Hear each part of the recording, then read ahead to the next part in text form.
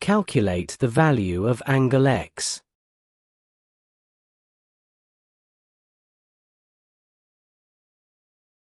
Line constructions, secant theorem, angle at center theorem, and angle's supplementary rule are used to solve this question.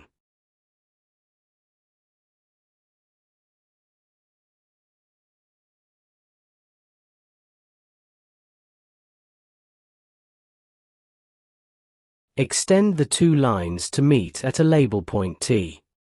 By secant theorem, angle AB minus angle CND, all divided by 2 equals angle T.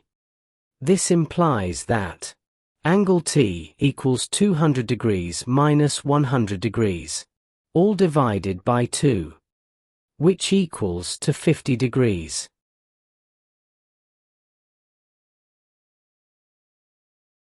Locate the center O of the smaller circle QP. Join line OP equals to line OQ, which equals to R, the radius of the circle.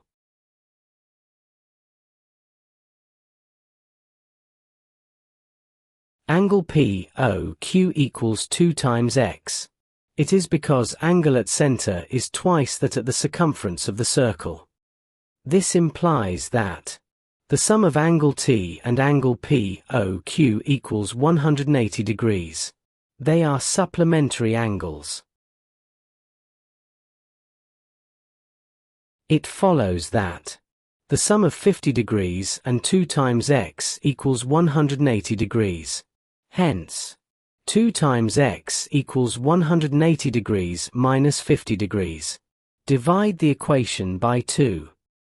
Therefore, x equals half of 180 degrees minus 50 degrees, which equals to 65 degrees.